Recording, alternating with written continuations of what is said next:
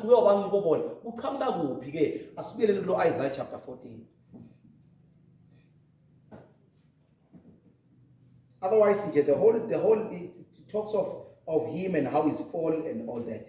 But mina nje ngifuna ku Isaiah chapter 14. Isaiah chapter 14. So umtimba wakhe lo, his body was made to bring perfect sounds. Umsindo longcwele uNkulunkulu, umsindo lo njengoba ngishilo ukuthi la mtimbeni wakhe bekuphuma thousands of songs. After kukhuluma ingoma le 1 kuphume millions of songs la kuye, because that was prepared in him. Uve bakhuluma ngalo ukuthi madoda la maculo lawa they are so strong to befunza chapter 12 Isaiah chapter 14 verse 12, yes. Normally ngithola ngasifundzela Isaiah 14 verse 12. Wenyeleti ya misho n'wana vurhongo, u wise ku yini etilweni xana? U tseme hi mani u wela ehansi? Wena mutsongahati wa matiko ke?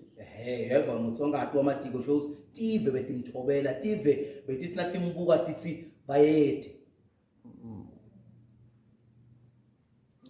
Funza verses 18. Awuhamba uku. Okay, bukelani bazalwane.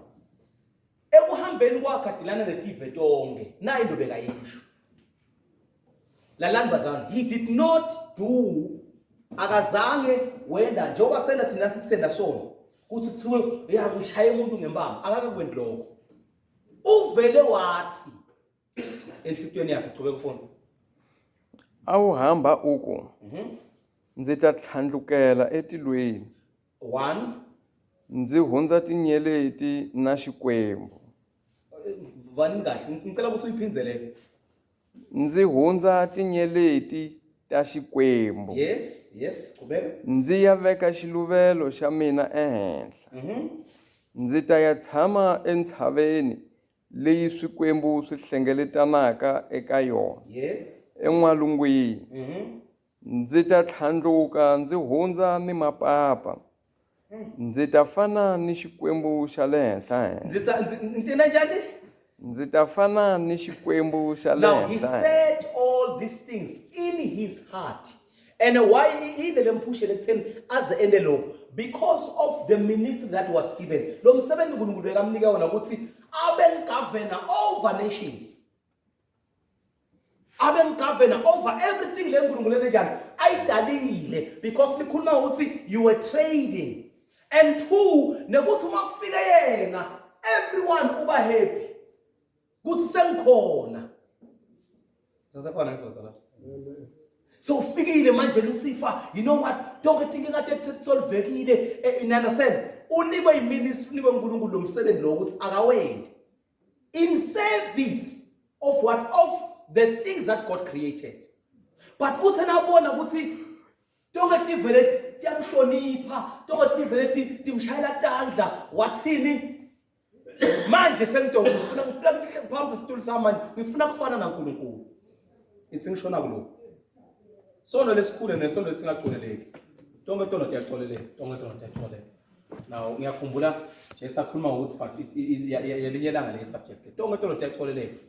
Sono lesingaqoleleki nathi ngisiphi pride. That why. I-pride ayiqoleleki ayingobe mhlambe lo angakhona ukuyiqolela noma njani, but ayiqoleleki ngobe ikuthatha ikubeke ku-position yalo kufanele akukhombe musa. Ngingaphinza ngizase. I-pride ikuthatha ikubeke ku-position yalo kufanele njani akwendele umusa. Utshele ukuthi awusiyalingana mina nawe nje. Njengoba usita manje kusasa ngimi. Uyabona lo muntu kuba ngathi uyayiboleka lento yakhe utombuyisela yona back. Uma utata ukuthi awunawo amandla ukufinyelela ekutheni wayibhadala lento yakhe. So pride wasilomnyeke emiyampo so manje wayiNkulunkulu angamxoleli kusathana umbuto usekutheni angayoxolisa yini number 1. nangilingana nawe nje serious nangilingana nawe ngikwende something level A1 siyalingana bese kufuna mina ngiyoxolisa ngoba ngikwende something wena angeke